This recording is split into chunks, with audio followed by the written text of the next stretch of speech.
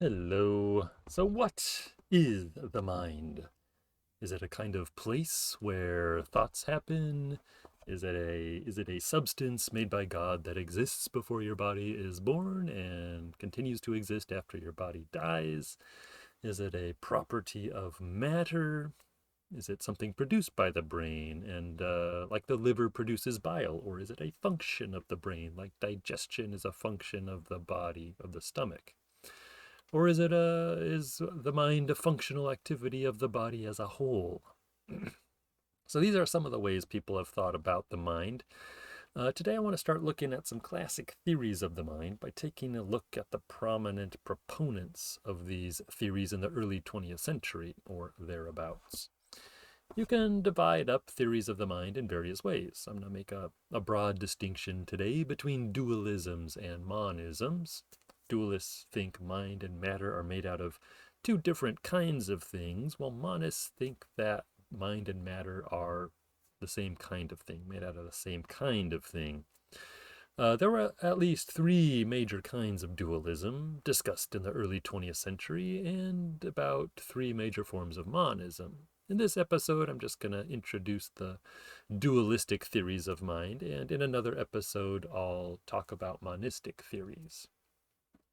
I have my own favored view of the mind, of course, but I'm not going to try to argue now that one theory is better than the others. I simply want to try to state what they are, which I think can be helpful just by itself. The theories that I'll discuss in this and in the next episode were mainstream, respectable academic and scientific theories in the early 20th century, and to a great extent, they still are today. Everyone I'm going to talk about took science seriously, and they thought that their view fit the scientific facts. They thought it fit the facts the best, of course. They were trying to, everyone I'm talking about was trying to understand the mind in light of scientific knowledge and scientific method. So I think knowing about these views is important because they show how people have tried to make sense of this very old concept that we have of the mind or the soul. And they were trying to make sense of this in a context of rapidly growing scientific knowledge. And this is still our situation today. So I think it's useful to look back at how people were thinking about the mind at this time. It's hard to know exactly where to begin when discussing these theories. In their modern forms, they all developed in response to each other. And to understand one theory of mind, it helps to understand all the others. But of course, we got to start somewhere. So today I'll talk about the dualists.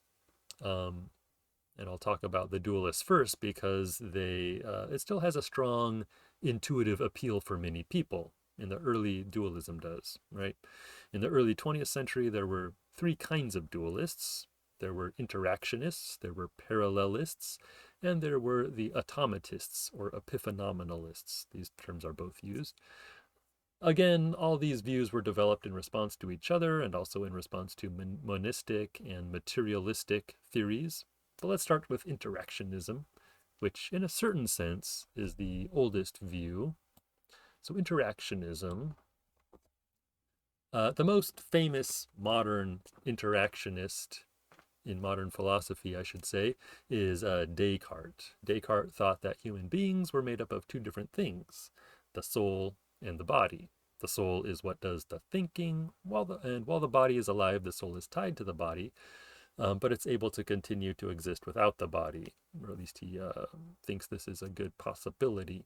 Descartes hypothesized that the soul was connected to the body through the pineal gland in the brain, some tiny part of the brain.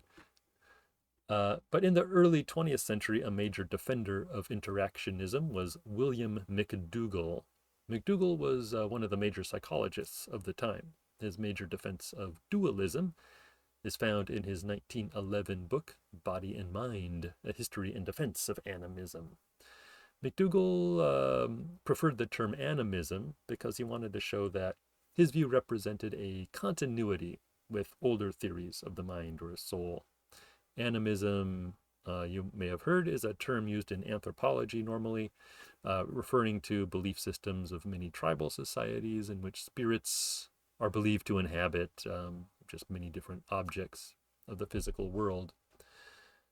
McDougall thought that mental and biological processes could not be adequately described and explained in terms of mechanism. This is why he, I guess, was drawn to dualism, or at least was his rationalization for being a dualist about the soul.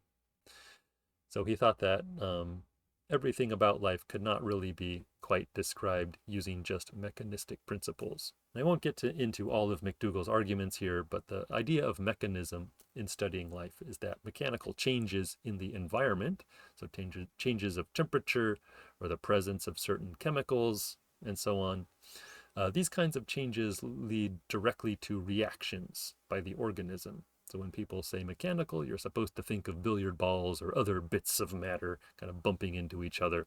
But McDougall points out that an amoeba, for example, a single-celled organism, the amoeba, will sometimes change its direction in ways that don't seem correlated with local stimulations of its body, if it's being chased or if it's seeking, chasing something, whatever. So the behavior of the amoeba doesn't seem as predictable as it should be if it's acting just on mechanical principles. And because of this and many other such examples, McDougall thinks that we need something like a soul in order to adequately describe and explain human and animal behavior, basically the behavior of living organisms, not just non-living objects. So what is this soul that McDougall thinks is necessary? So first of all, it's non-material. It does not have extension or mass, so it's not extended in space. It doesn't weigh, you can't weigh it, right? If the soul was material, then it would be subject to mechanical laws. And if it was subject to mechanical laws, then it would not help us to explain living creatures, which seem to escape mechanical laws in some respects. So first of all, the soul is a different kind of thing than material things. McDougall doesn't like the baggage of the word substance, so he just calls the soul a thing or a being, or more specifically, a psychic being. And even more specifically, the soul is what he calls a sum of enduring capacities for thoughts, feelings, and efforts of determinate kinds. Or he also says the sum of definite capacities for psychical activity and psychophysical interaction. In short, the soul is a collection of capacities for intellectual, emotional, and volitional activity. McDougall believes that the soul, as a psychic being, has 4 fundamental capacities. So it's the sum of certain capacities, and these are the 4 ones that he thinks are fundamental, like the most important ones. So first, so in response to the sensory processes of the brain, so the brain responding to sensation or to stimuli through its sense organs, so in response to this, it produces the soul produces the whole range of sensation qualities in their whole range of intensities. So the soul is responsible for producing sensations, the different intensities and qualities of sensations. And then in response to these sensation complexes that it produces, it also produces meaning. So what is the meaning of some group of sensations that we have? And then in response to sensations and meanings, the soul produces feelings and desires, which bring about further meanings. And then the soul reacts on brain processes. This is the 4th one. So the soul reacts on brain processes so as to modify and guide these processes. All right, so if I understand this correctly, there are 3 causal chains operating here. There's a causal chain from the brain to the soul, in which physical stimuli cause brain processes, which cause mental sensations. And then there are causal chains within the soul, in which sensations cause meanings, which cause feelings and desires. And then there's a causal chain from the soul back to the brain, right? And here the desires that are formed in the soul stimulate brain processes, which cause behaviors. So the soul, which is the sum of at least these 4 fundamental capacities, is apparently only conscious when it's embodied. So now getting to the idea of consciousness. So the soul has kind of fundamental capacities, but it's only conscious when it's in a body, kind of apart from the body. It has certain capacities, which I talked about, these 4 capacities, but it only becomes conscious within a certain organism. So the soul per se is not a thinking being. It is a being capable of being stimulated to conscious activities through the agency of the body or brain with which it stands in relations of reciprocal influence. This is how McDougall describes it. Basically, soul and body need to be interacting with each other for consciousness to happen. Because of this, the body matters for how the soul expresses its capacities. Higher bodily and brain organizations allow for more complete expressions of the soul. McDougall doesn't exactly think that all souls are equal. All souls have the same capacities, the same fundamental capacities, but these capacities do get enriched by their individual experiences. So each individual soul kind of has its own experiences when it's embodied, and this changes it in some way, even though it still keeps these basic capacities. So you can imagine maybe that 2 souls that were equal would still express themselves differently if they were associated with different bodies, because the capacities of the body also matter, like what natural capacities the body has. So the body matters for how the soul actually expresses itself, even if there was kind of 2 equal souls. McDougall was also impressed by the apparent unity and individuality of conscious experience. So he argues that the soul is in some sense a unitary being or entity distinct from all others. In this way, he rules out the panpsychic hypothesis, which is that the human or animal mind is made up of or compounded out of lesser elements of mind stuff. But on the other hand, McDougall thinks that multiple souls can become associated with one body, and this explains certain interesting facts about human psychology, such as multiple personality disorders, or the fact that human personality can be explained as a hierarchy of personalities. We kind of have these different personalities within us, but some seem to have more control than others. And he thinks this is explained maybe by multiple souls. Interestingly, McDougall thinks the soul is not involved in memory. So this seems to be one of the fundamental things about the mind, is that we can remember. But McDougall thinks that this is just, that the evidence suggests that this is just a function of the nervous system.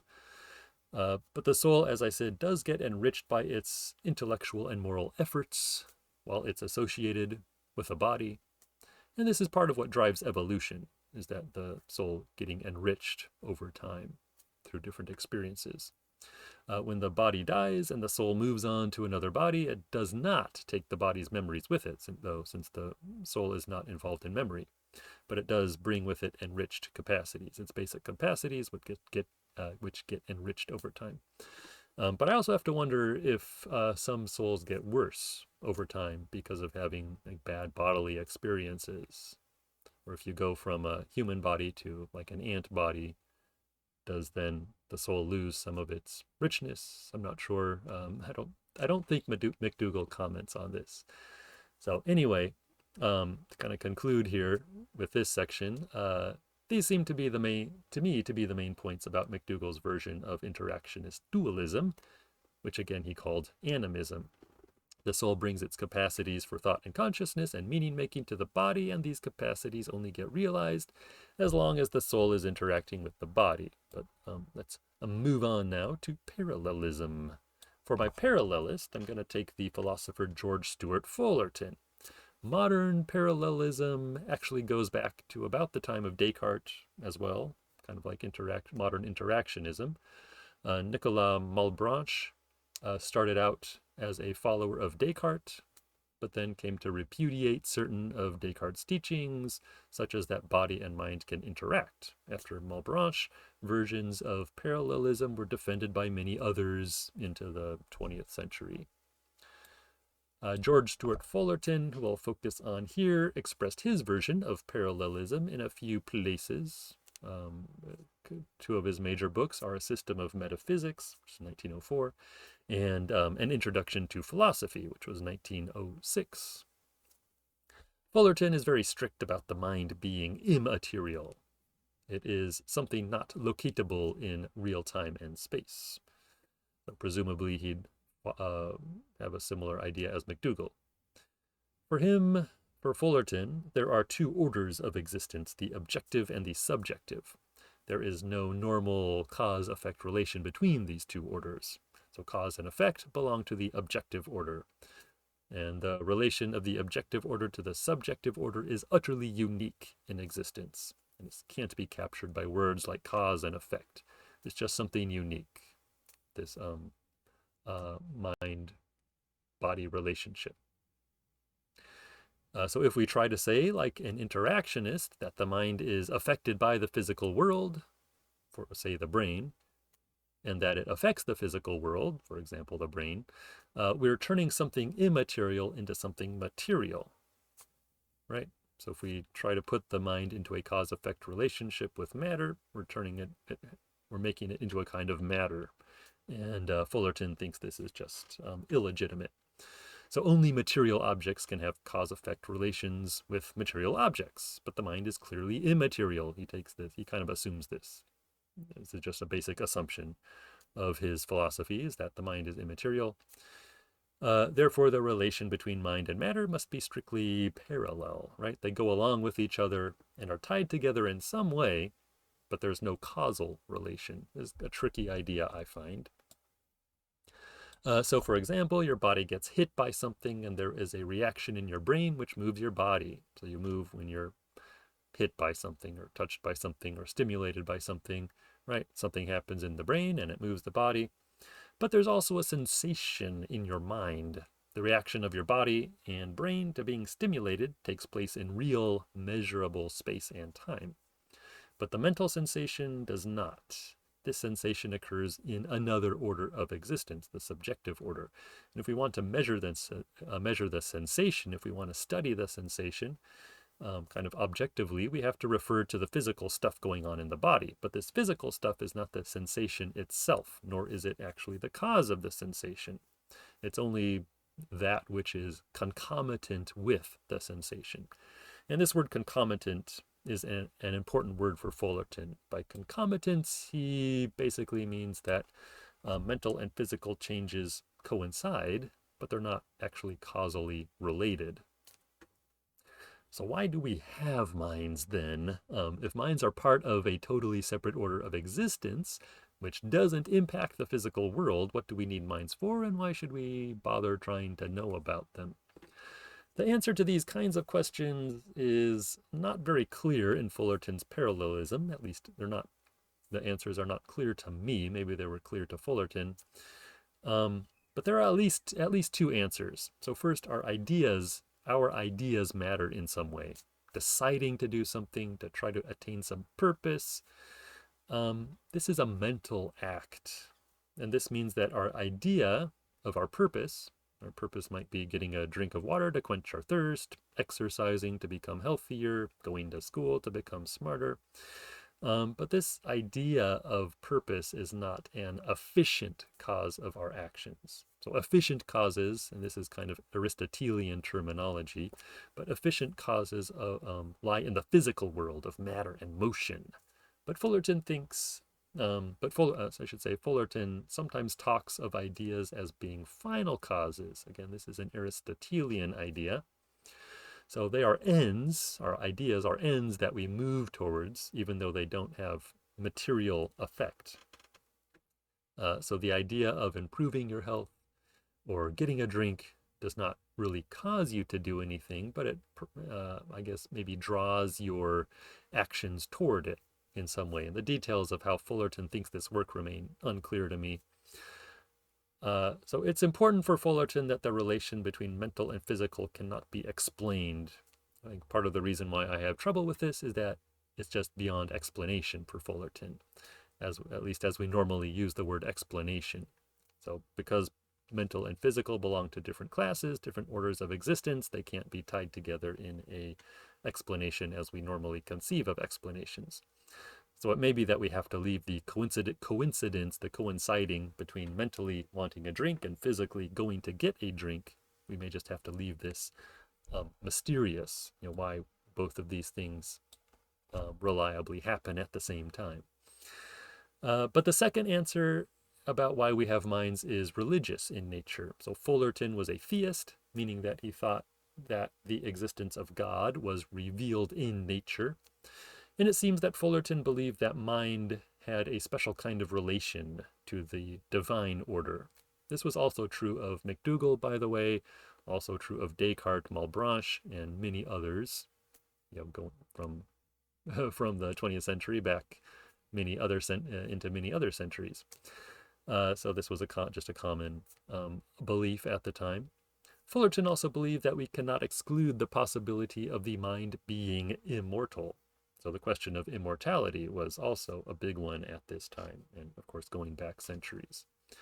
So for a theistic parallelist, the mind still has a purpose, but it's a purpose that might lie beyond the physical world. So the idea that the mind doesn't matter to matter, so to speak, can lead us to think that the physical body is just an automaton, a kind of machine.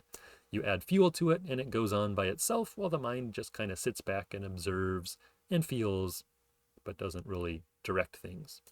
Fullerton wrestles with this conception at many points in his writings, and he tries to distinguish his own position from it. For Fullerton, our sensations and ideas matter to our behavior, though to me at least how he thinks they matter is not quite clear. But there's also the theory that our mental states don't matter to our behavior. This position is called automatism or epiphenomenalism, and I want to talk about it next. So automatism or epiphenomenalism has different senses, and it can be either dualistic or monistic. I just want to consider the dualistic version here. So the idea that mind and body are different things, rather than that they're the same kind of thing. And here I'm going to focus on the biologist Thomas Huxley. Huxley was writing on this topic in the 1870s and 1880s, actually. The essays that are usually mentioned in this context include On the Hypothesis that Animals are Automata. This is an essay from 1874 on the hypothesis that animals are automata. And then another essay from 1886 called Science and Morals. There's a few others that are touched on, but I think those are the main ones that are often mentioned, especially the first one. And probably other people held similar views in the early 20th century, but at this time, epiphenomenalism, when it was discussed, was usually associated with Huxley. So people who were writing about the mind and different theories of the mind would often mention epiphenomenalism, but they were usually kind of arguing against it and associating it with Huxley. But there were probably also people who kind of held that view, but I'm not quite sure. I guess I haven't come across one, but I'm sure there was some. And it's actually not quite clear if Huxley was even a dualist, although many at the time considered him a dualist. So, but dualism is not a question Huxley spends a lot of time on. At the time, materialists, if you were a materialist, you thought that the universe consisted only of matter and force, matter and motion. We would call this monism today, and that was becoming a kind of a common idea at the time. But Huxley thinks that the universe also consists of consciousness, so it's not just matter and force, it's also consciousness. And he describes consciousness at least once in his writings as immaterial. I think if Huxley were alive today, he'd probably be what we call a property dualist rather than a substance dualist. So meaning maybe that he thinks matter has both physical and mental properties, rather than thinking, like McDougall and Fullerton thought, that there are two different kinds of substances in the universe. But who knows what Huxley would think if he were living today. Might have a totally different idea, I don't know. And it's worth pointing out also that Huxley often tends toward idealism rather than materialism. So he thinks all that we can know about for sure is consciousness, and everything beyond that is a hypothesis. So even matter and force, these are more hypotheses that we know about from observing consciousness. All right, so Huxley calls animals and humans conscious automata. The idea that animals are automata, which kind of machines or robots, goes back a long way, at least to Descartes, and Descartes was actually a major influence on Huxley. Descartes, however, thought animals were not conscious. So he thought they were automata, but he did not think they were consciousness. He thought people, like physically, people were automata, but they had consciousness. But Huxley believes more in a greater continuity between animals and humans, right? Huxley was a great defender of evolution, of Darwin's version of evolution, and he thought there was a lot of continuity between animals and humans, so animals likely have some form of consciousness, maybe not as rich as ours, but he still thought animals were conscious in some sense. Huxley also believes in the universal validity of the law of causation. So, whereas Fullerton thought causation could not apply to mental stuff, Huxley is going to say that more like McDougall. McDougall thought there was cause-effect relations between the mental and the physical, and Huxley also believes this in a certain way. We'll see what way he thinks this works. So where Fullerton argued that the relation between material and immaterial phenomena cannot be causal, Huxley is going to argue that molecular changes in the nervous system they do in fact cause consciousness. And consciousness, Huxley says, is a function of the brain in the sense that a function is the effect of the activities of an organ. So movement is the function of muscles, right? The movement of the body is the function of the muscles, and consciousness is a function of the brain. And he says there's a lot of evidence from physiology to support this, as well as just everyday demonstrations. So you pinch yourself, right? Pinch yourself, you stimulate your nervous system, and you have a certain conscious sensation. For Huxley, we know as much about the cause-effect relation here as we do anywhere else, right? We never know all the exact details of how one event specifically causes another event, but there are definitely reliable regularities in our experience of nature such that certain events reliably follow other events, even though we can't always say exactly how that works. So he thinks it's silly to not use cause-effect when talking about consciousness if we're using it to talk about other things where we also don't know exactly what's going on, but it's a useful concept, a useful law, according to him. On the other hand, Huxley does not find any evidence that consciousness affects the nervous system. So the nervous system obviously seems to affect consciousness. You pinch yourself, you have a conscious sensation, but the sensation doesn't seem to in turn affect the nervous system. The cause and effect go one way, from nervous system to conscious state, not from conscious state to nervous system. Recall that for the interactionist McDougall, cause-effect went both ways. And in a famous passage in the Automata essay, Huxley says that consciousness is a collateral product of the working of the body, like the steam whistle which accompanies the work of a locomotive engine. So the whistling is a collateral product of the working of the engine and does not affect how the engine works. Likewise, consciousness is a collateral product of the working of the body and does not in turn affect how the body works. You can quibble with this analogy, but it's probably beside the point. Huxley says that our states of consciousness are symbols. I think this is actually a really interesting idea that comes out of Huxley.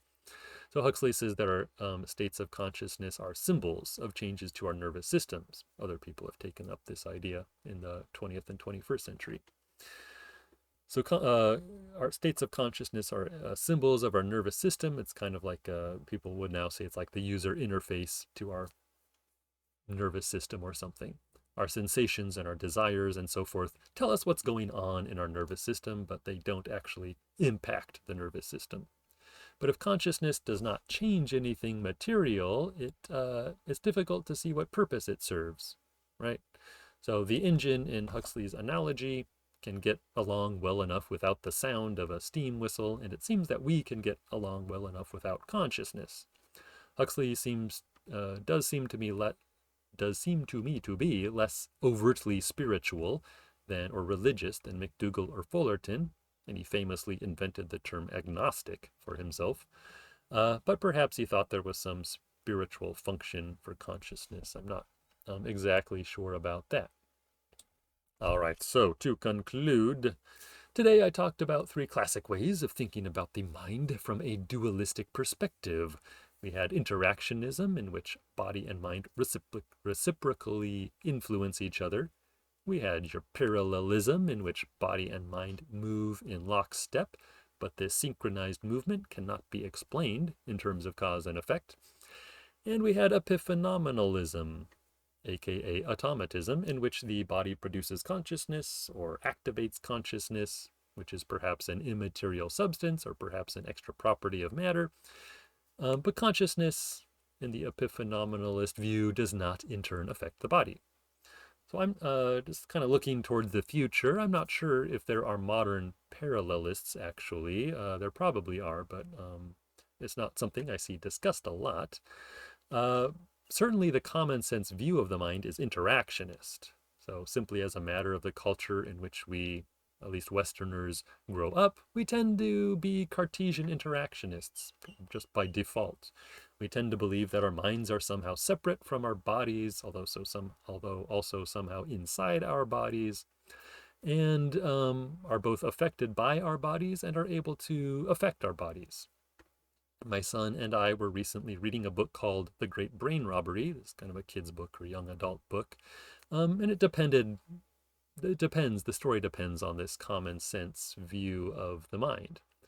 Epiphenomenalism is also pretty current. It was argued for in the 1970s. Kind of a new epiphenomenalism was argued for in the 1970s by the philosopher Keith Campbell. And it has also been discussed a lot in recent decades because of the famous Libet experiments, which seemed to show that our brains decide to do something before we are conscious of deciding. Then epiphenomenalism is also historically related to the newer theory of illusionism, which I've already alluded to, which is espoused by Daniel Dennett and Keith Frankish and a number of other people, although just keep in mind that epiphenomenalism and illusionism are not the same. That's a story for another day. All right, so that's all I want to talk about today. Thanks for listening, as always, and have a good one.